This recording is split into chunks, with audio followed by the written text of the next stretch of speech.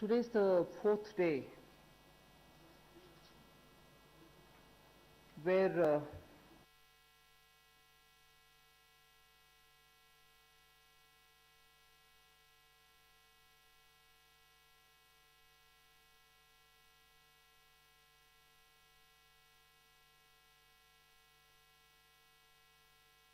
various steps that we want to take to give a stimulus, to help and to extend that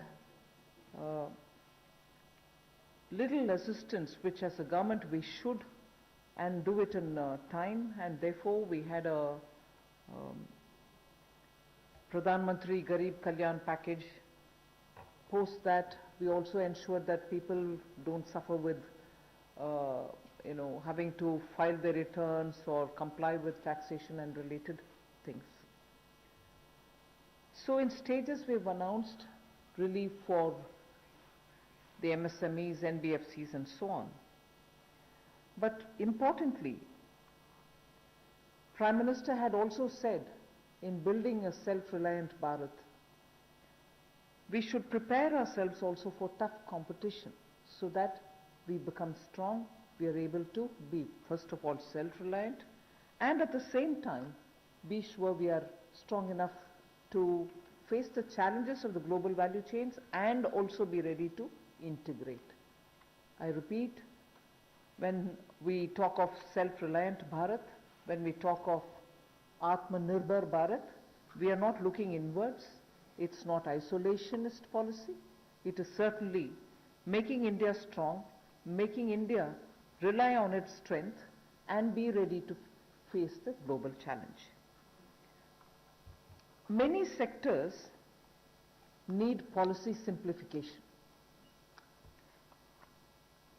whereby we can make it simpler for people to understand what that sector can provide for them, how they can participate in that sectoral related activities, bring in transparency in processes, and so on. So once we decongest sectors, we can also provide the necessary boost. That sector too will become strong enough and competent enough to provide the necessary boost for growth and employment.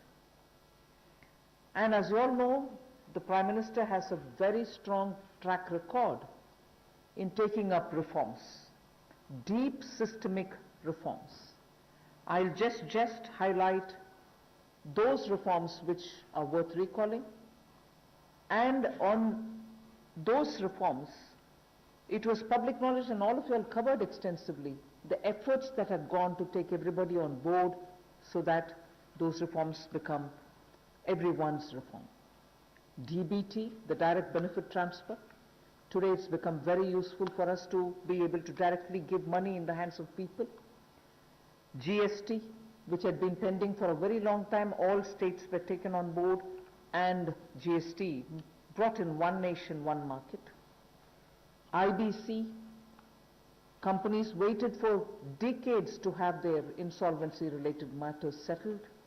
Limited success was felt through the various other programs, schemes which existed, SARFAESI or BIFR and so on. Then the several steps which were taken for ease of doing business so that India becomes an attractive destination for investment. You also had the public sector banks reforms, not only just infusing some equity but also making sure that they become professionally managed, although they are public sector banks, and performing well, but still they needed to have more professionalism, so that was also, and giving independence for them, because that's an area in which I would take extreme pride to say, between 14 until today, you wouldn't have had one phone call going to any one of the banks saying, give this loan to my cousin or my whoever. No cronyism has been developed through the banks. Direct taxation reforms, Revenue Secretary is here. Most unexpected time the country saw that a drastic step had been taken, drastic but in a favorable sense. Power sector reforms, Udai was a scheme which was brought in with a great sense of wanting to clean up that sector. It has its challenges, but it was a daring reform. Coal sector, and also water and irrigation. There are many such I can list, but Prime Minister Modi has been absolutely consistent in making sure reforms are taken up. So structural reforms are the focus of today's announcements. Today's announcements are focusing on structural reforms.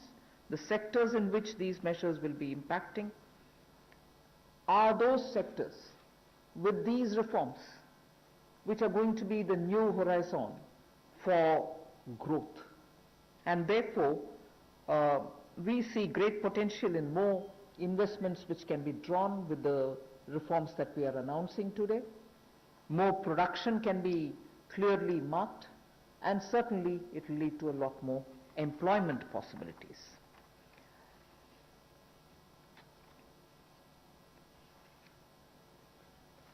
We can actually start off with some preliminary slides before I go into talking about today's announcements, which will explain all the steps that we've taken in the recent past to make sure that investment come into this country and also make India a far more business-friendly destination. Before I go into that, it is important for us to recall that steps which have been taken earlier have been announced variously at different times. And because of the lockdown and because of COVID, I think time feels like as though it's been a long time since the budget was presented. It was only presented on 1st February. And just as soon as the finance bill got passed, the Parliament also had to very quickly close for the reasons of social distancing and so on. And just before February, we announced the National Infrastructure Investment Foundation, the fund that was launched. So, and therefore such steps have been taken. Clearly these are the ones which are going to initiate a lot of things that we want to tell today, and also a lot of things that we want to do towards building an Atmanirbhar Bharat. So if we can go to the first slide.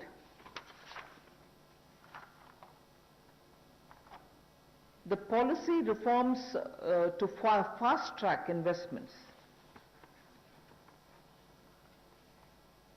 In the last couple of months, an empowered group of secretaries has been formed who also looked at project development, and project development cells were formed in various ministries. Ranking of states on investment attractiveness is also being worked out. This will make them compete for new investments, and promotion of champion sectors such as the solar PV manufacturing and so on, the advanced cell battery storage research.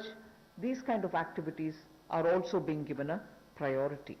So for an Atmanirbhar Bharat and for Make in India, such steps are crucial, and we want to make sure that efforts which have been taken clearly give us the confidence that Make in India, which was launched at least 3 years back as an initiative to change the mindset of people, to bring in new ways of doing business, to make sure that India becomes attractive on its strength, are all being received very well.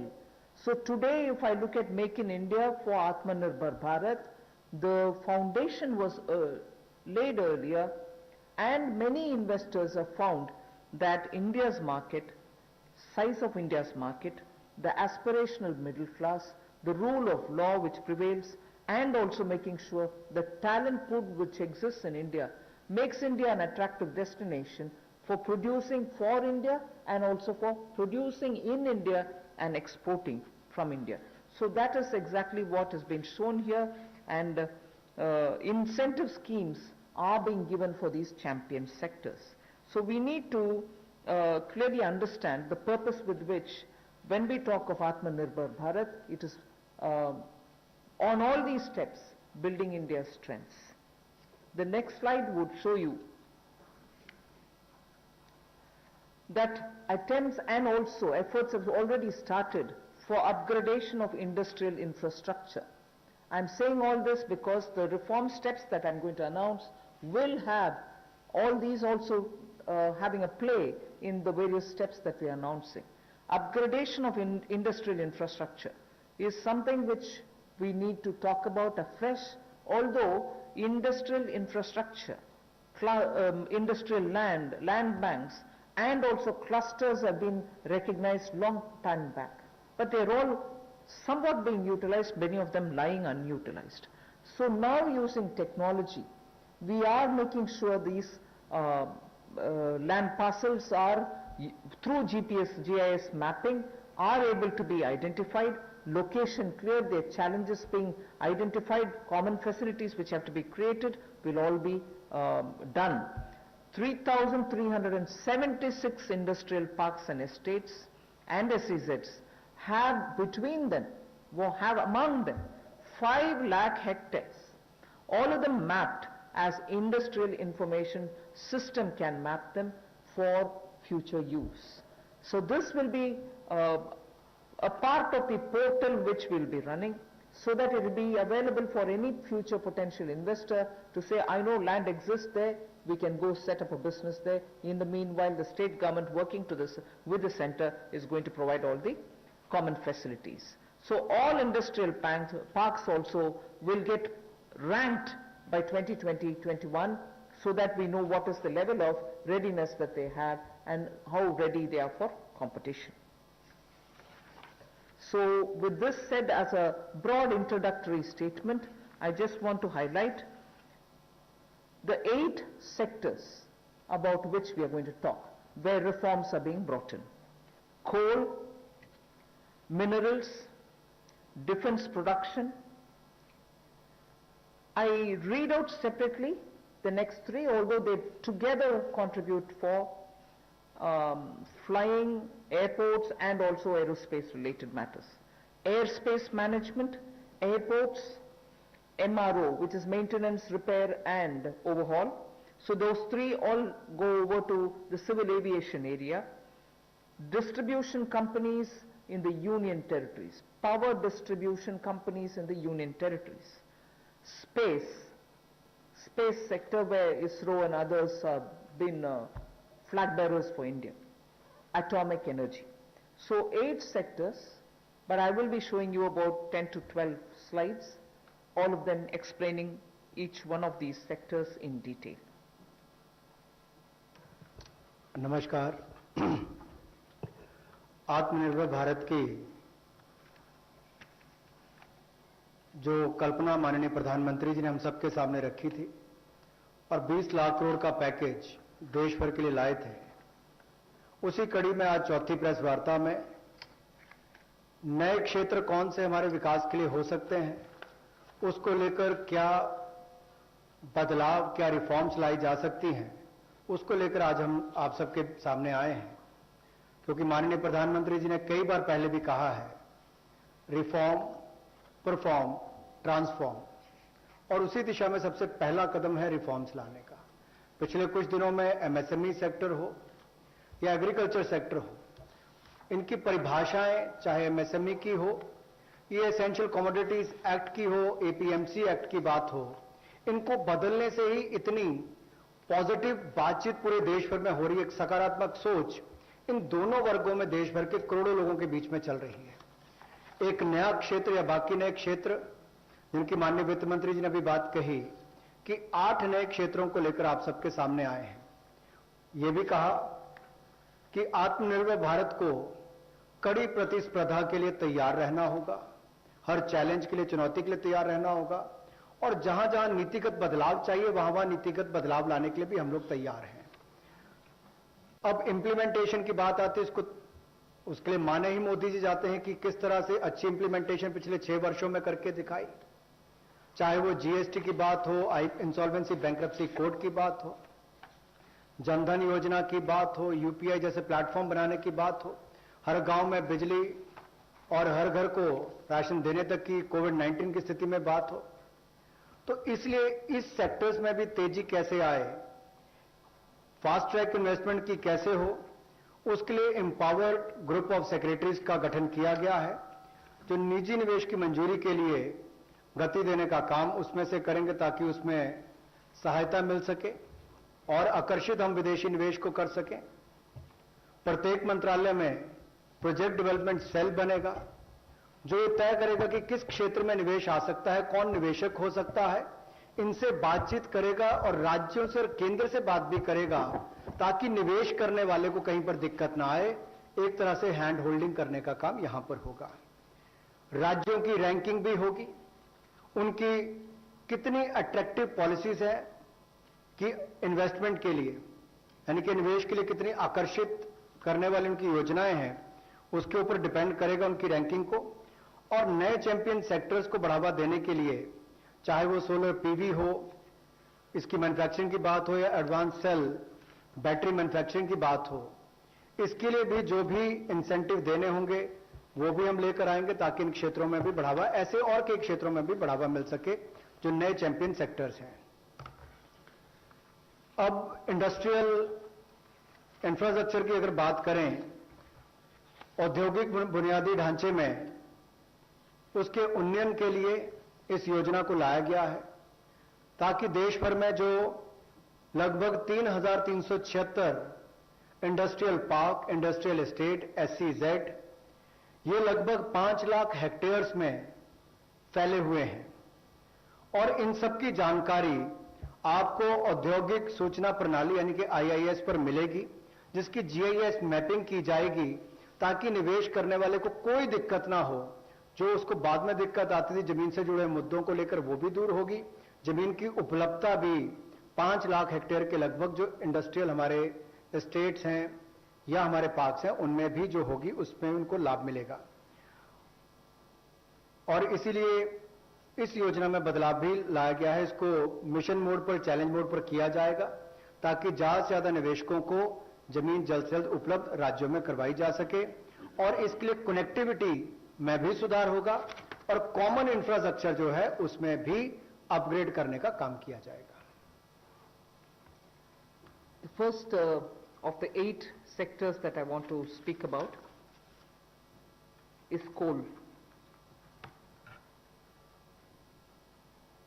There are 4 slides all speaking about the various steps, but I will run through about all the 4, even though the sequencing may be a bit different.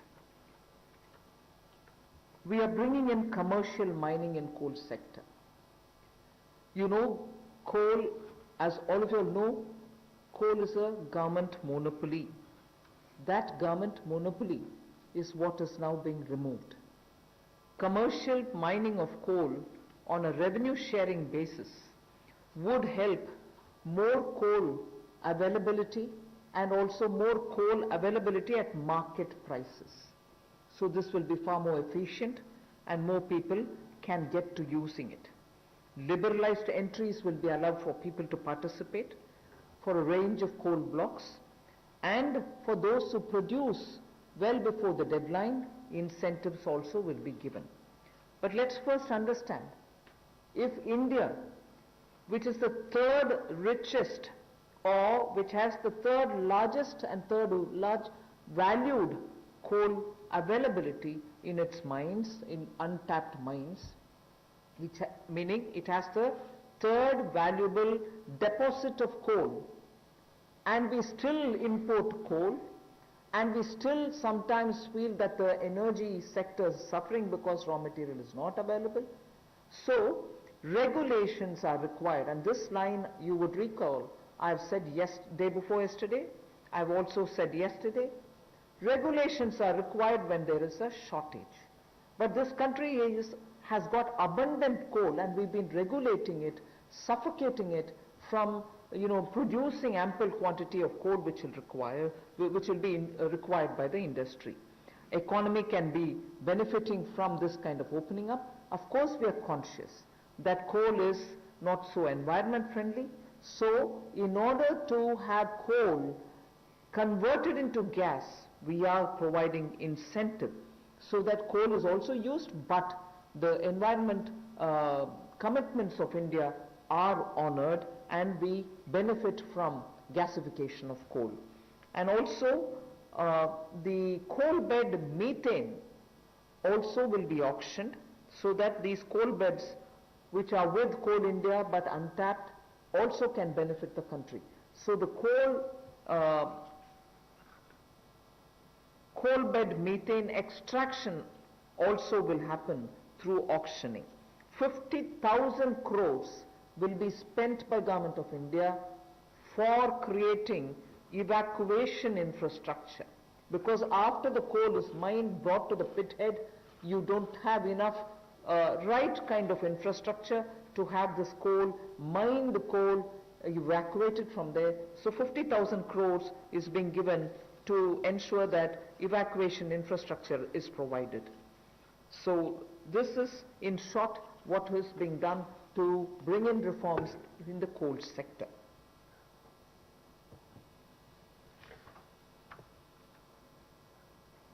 कोयला उत्पादन के क्षेत्र में आत्मनिर्भरता हमारी कैसे बने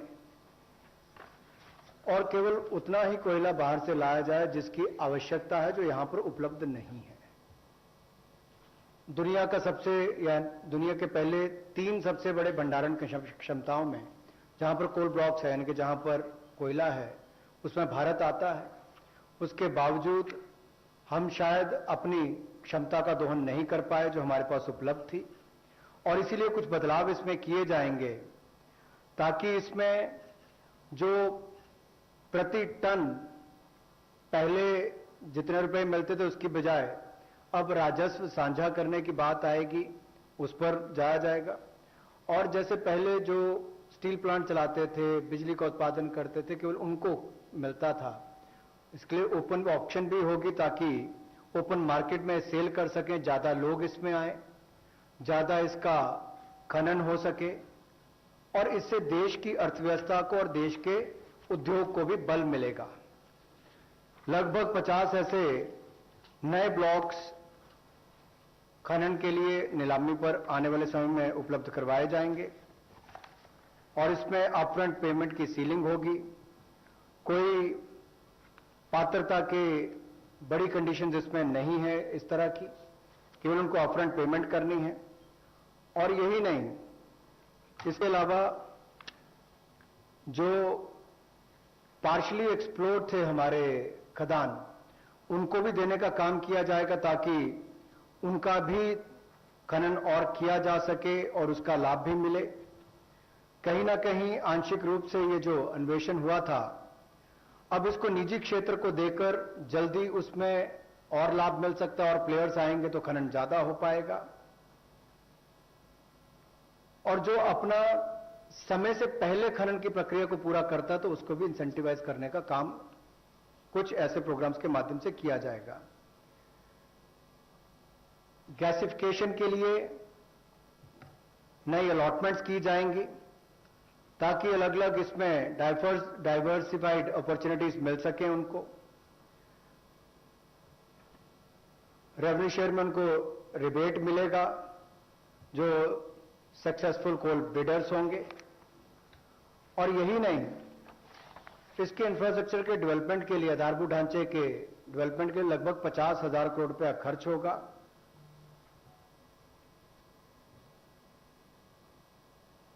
और ये जो कोल इंडिया लिमिटेड की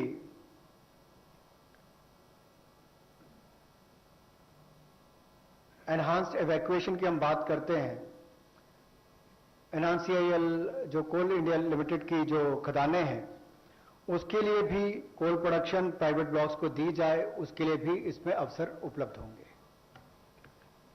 I move to mining of minerals. We spoke about coal all the while, now we talk about minerals. Minerals, the sectoral reform that we want to bring in order that we have a boost given for growth of the sector, better employment potential, and bring in state-of-the-art technology, is to now have a seamless composite exploration cum mining cum production regime. Earlier, somebody was doing the exploration, someone else had to again come and undergo the whole process of auction, bids and so on to start the mining, and then once the mining activity starts, the production is subsequent.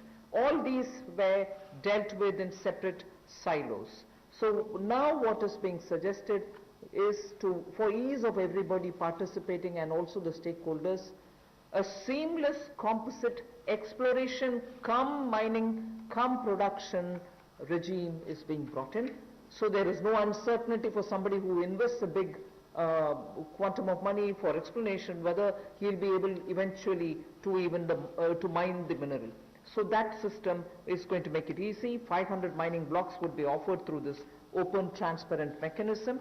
And if I take the example of aluminium, the way in which things had happened, the prevailing, by the prevailing setup, if somebody wants bauxite, which is a necessary raw material for aluminium, he had to go for an auction for bauxite.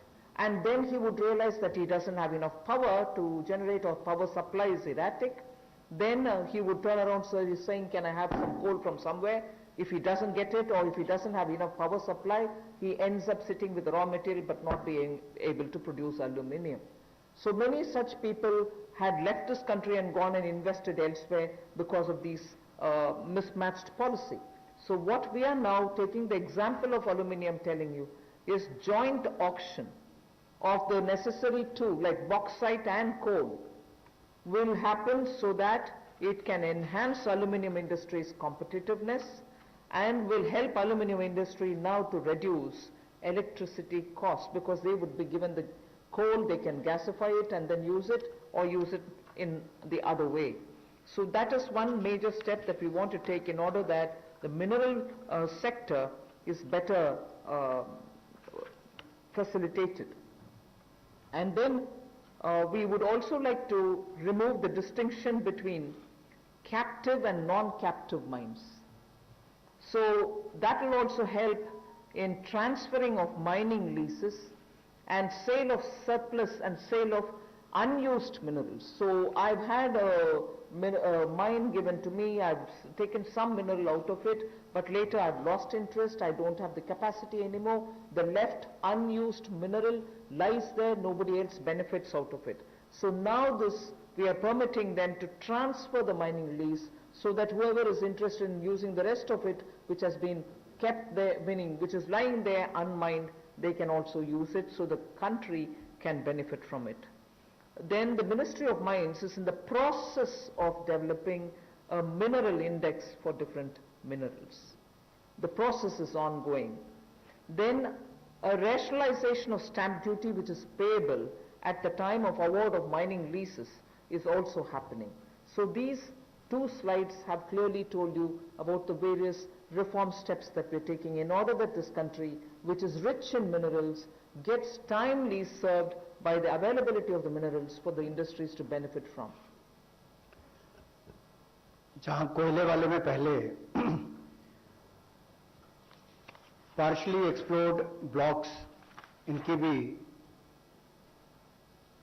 Auction करने की option दी जाएगी ताकि उसकी exploration भी हो सके और उसकी प्रोडक्शन से भी उसका लाभ लिया जा सके। इसमें प्राइवेट सेक्टर की पार्टिसिपेशन को बल मिलेगा और इससे इस क्षेत्र को बढ़ावा मिलेगा। गैसिफिकेशन की जो बात की गई, इससे भी एक डाइवर्सिफाई करके क्लीन फ्यूल की तरफ जाने की बात अगर हम करें तो उसका भी लाभ मिल पाएगा। और इसमें भी लगभग इंफ्रास्ट्रक्चर की डेवलपमेंट के लिए 50,000 करोड़ रुपया का खर्च होगा। और यही नहीं, जो कन्वेयर बेल्ट वगैरह बनानी है रेलवे तक जाने के लिए, रेल हेड तक जाने के लिए 18,000 करोड़ रुपए का निवेश उसके ऊपर भी होगा, तो वो भी एनवायरमेंट फ्रेंडली उस तरह के कदम उस पर उठाए जाएंगे, इससे भी उसको बल मिलने वाला है। और कोयले के क्षेत्र में एक बड़ा कदम है। कोल बेड मीथेन की जो बात करते हैं, उसकी एक्सट्रैक्शन के लिए भी उसमें उनको अधिकार दिए जाएंगे। और ईज ऑफ डूइंग बिजनेस में उसमें भी इसकी सिंप्लीफिकेशन और की जाएगी ताकि माइनिंग प्लान को छोटा किया जा सके और 40% इसमें ऑटोमेटिक जो इंक्रीज है वो एनुअल प्रोडक्शन में देने का अवसर मिलेगा। और कंसेशन कमर्शियल टर्म्स में कहा जाए तो लगभग 5,000 करोड़ के इसमें वो भी होंगे। यही नहीं, इसके अलावा जो मिनरल सेक्टर में, खनिज क्षेत्र में आपने जो संरचनात्मक सुधार लाने की बात कही है, उसमें भी seamless composite exploration cum mining production regime की हम बात करते हैं कि इसको लाएंगे और 500 माइनिंग ब्लॉक्स ये उपलब्ध करवाए जाएंगे और इसमें भी बॉक्साइट और कोल मिनरल ब्लॉक्स इसकी ज्वाइंट ऑक्शन हो, नीलामी प्रक्रिया हो, इसको बल दिया जाएगा ताकि जो एल्युमिनियम इंडस्ट्री है इससे उसको लाभ मिलेगा, अपनी बिजली की जो लागत आती है उसको कम करने के लिए भी और एल्युमिनियम मैन्युफैक्चरिंग भी यहां पर ज्यादा हो, इससे उसको बल मिलने वाला है। इससे जो हमारे खनन में उसको भी वृद्धि मिलेगी और रोजगार सृजन भी होगा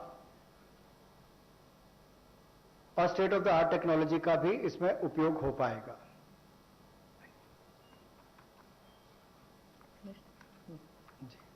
मिनरल इंडेक्स बनाने की एक बात हमने यहां पर की है जिसको डेवलप किया जाएगा और स्टैंप ड्यूटी को रैशनलाइज किया जाएगा उस समय जब वो अवार्ड की जाएगी माइनिंग लीसेस, उस समय उनको कर दिया जाएगा। We now move over to talking about defense production.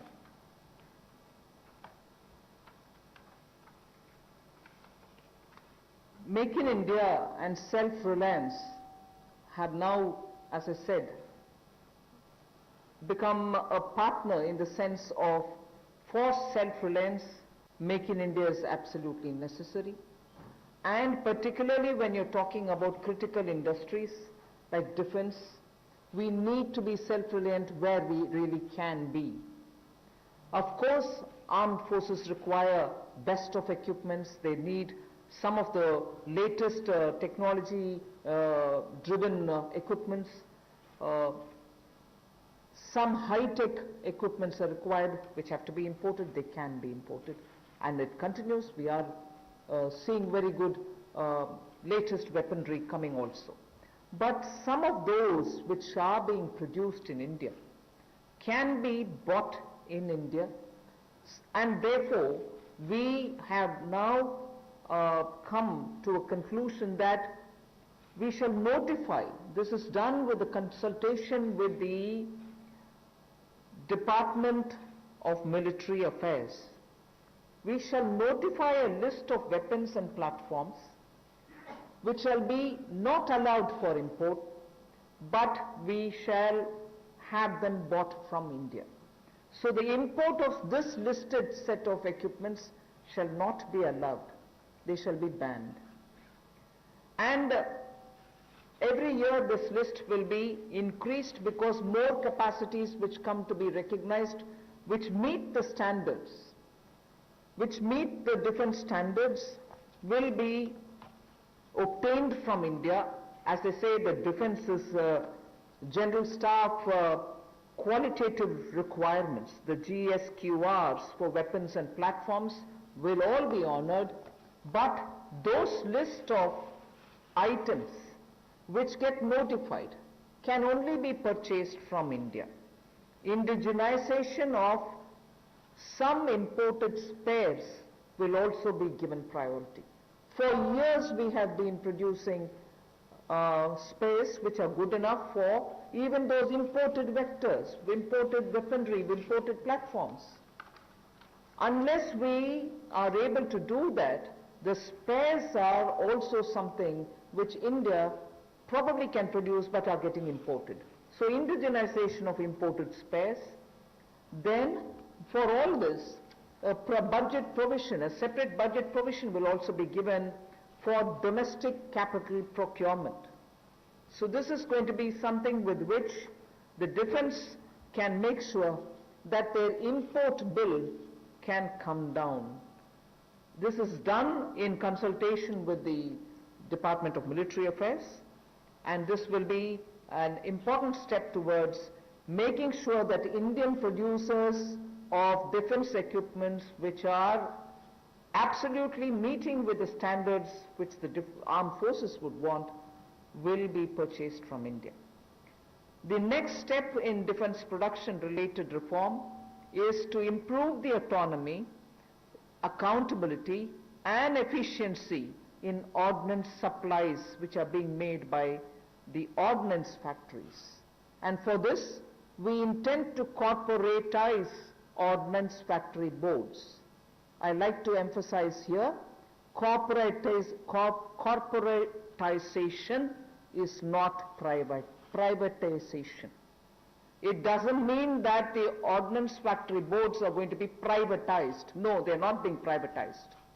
But corporatized they will be. We want them to be better managed.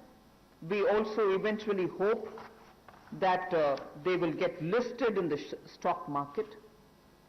Ordinary Indian citizens can also buy shares in them, and through that we expect that the ordnance factory boards and their processes, decision making, output, performance, all of them will be transparent for the Indian citizens.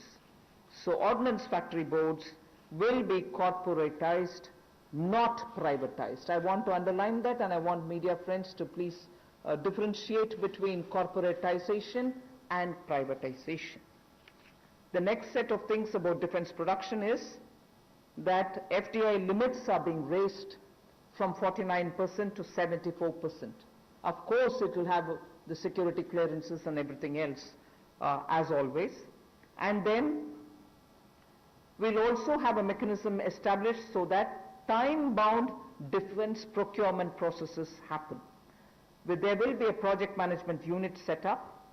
Support will be given for contract management purposes.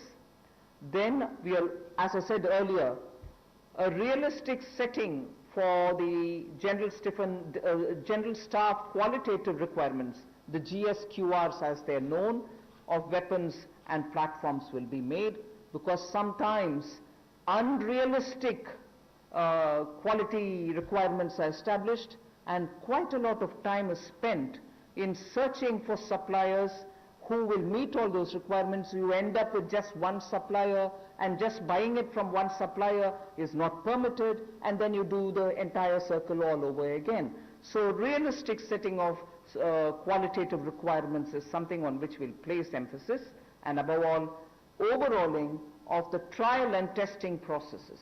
Yes, we understand India is a country which has different climatic and geospatial requirements, tropical, coastal, Himalayan, high altitude and everything else, but we still need to be far more efficient in trial and testing of procedures.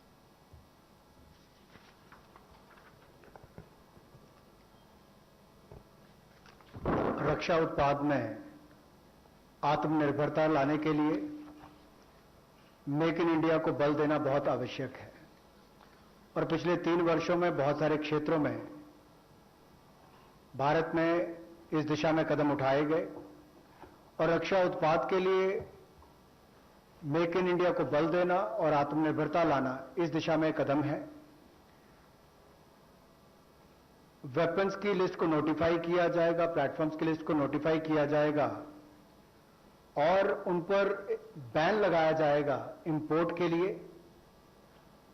हर साल इसके लिए अलग अलग timelines आती जाएंगी, ताकि वर्ष प्रति वर्ष भारत में हथियारों का उत्पादन यहीं पर हो और हम विदेशों पर कम निर्भर रहें, उस दिशा में एक कदम है। जो पुर्जे भी हमें इंपोर्ट करने पड़ते हैं, उसमें भी कमी लाने के लिए उनकी मैन्युफैक्चरिंग यहीं पर हो, भारतीय कंपनियों में उनका निर्माण हो, यहीं पर भारत में हो, और यही नहीं, इसके लिए सेपरेट बजट का प्रावधान भी किया जाएगा जो डोमेस्टिक कैपिटल प्रोक्योरमेंट है उसके लिए। और इससे हमारे डिफेंस इंपोर्ट बिल में भी एक भारी कटौती होगी, लेकिन जिसका सीधा लाभ भारत में बनाने वाली उन कंपनियों को मिलेगा जो हिंदुस्तान के सैन्य की एक आपूर्ति करेंगी। और इसी दिशा में ऑटोनॉमी लाने के लिए और ज्यादा जवाबदेही अकाउंटेबिलिटी तय करने के लिए और कामकाज में एफिशिएंसी लाने के लिए ऑर्डिनेंस सप्लाई जो है, जो हमारी कॉरपोरेशन है, जो हमारे ऑर्डिनेंस फैक्ट्रीज हैं, उनका कॉर्पोरेटाइजेशन यानी कि निगमीकरण करने की हम बात कर रहे हैं। और निगमीकरण और निजीकरण में बहुत अंतर है।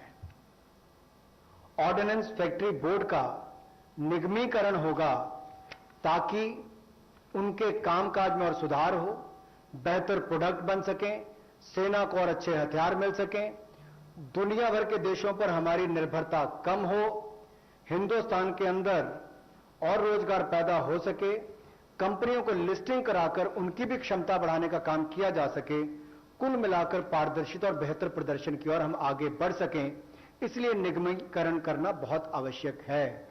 इसलिए ऑर्डिनेंस फैक्ट्री बोर्ड का निगमीकरण किया जाएगा। और दूसरा रिफॉर्म्स, जहां एफडीआई लिमिट है डिफेंस मैन्युफैक्चरिंग के क्षेत्र में, वो स्वचालित प्रत्यक्ष विदेशी निवेश के लिए 49% से बढ़ाकर 74% कर दी जाएगी। यानी कि automatic defence route, automatic FDI का जो रूट है उसके लिए 49% से 74% उसको कर दिया जाएगा लिमिट को। और time bound defence procurement process हमारा हो, इसके लिए त्वरित फैसले लेने का भी काम किया जाएगा।